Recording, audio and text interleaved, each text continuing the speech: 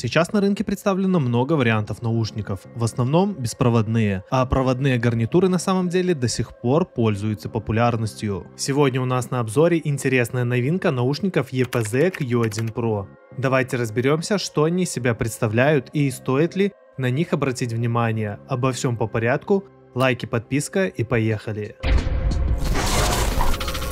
EPZ — это относительно молодая китайская компания, которая уже успела зарекомендовать себя на рынке аудиотехники. Они производят наушники, кабели, портативные усилители и Type-C устройства. Я уже тестировал некоторые их бюджетные предложения и скажу честно, для своей цены они весьма неплохи. Давайте начнем с упаковки. Коробка у Q1 Pro стильная. Черный матовый картон с магнитной крышкой. Внутри нас ждут сами наушники, уже подключенные к кабелю, а под ними коробка с аксессуарами. Там мы находим мягкую серую сумочку для хранения, 3 пары амбушюр и документацию. Кстати, об амбушюрах. Компания недавно выпустила модель M100. И знаете, они реально крутые.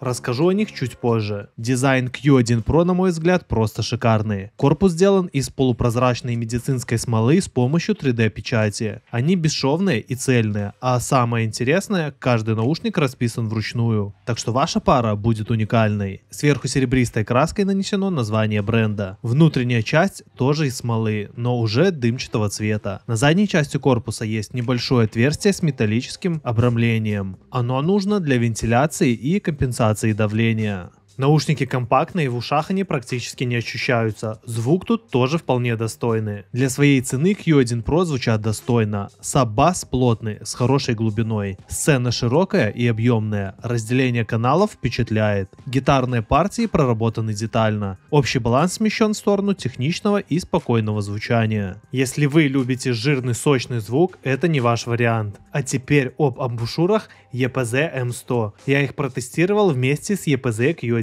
Pro, и знаете, они реально улучшают впечатление от прослушивания. Сделаны из мягкого силикона и отлично прилегают к ушному каналу. Есть разные размеры, так что подобрать можно под любое ухо. Они настолько комфортные, что даже при длительном использовании никакого дискомфорта не чувствуется. Интересный момент: M100 создают более плотное прилегание, чем стандартные амбушюры, из-за чего басы усиливаются. Так что если вам не хватает баса в Q1 Pro, попробуйте заменить амбушюры на M100. В целом, я считаю, что инженеры EPZ отлично поработали над этими наушниками. Динамический драйвер и продуманный корпус дали отличный результат. Для бюджета в $30 это более чем достойный игрок на рынке. Это интересное предложение для тех, кто ищет качественный звук по доступной цене. А если добавить к ним амбушюры M100, получится еще более впечатляющий комплект. Если у вас есть вопросы, пишите в комментарии. Не забудь поставить лайк и подписаться на канал, а в этом видео будут отличные наушники для звонков.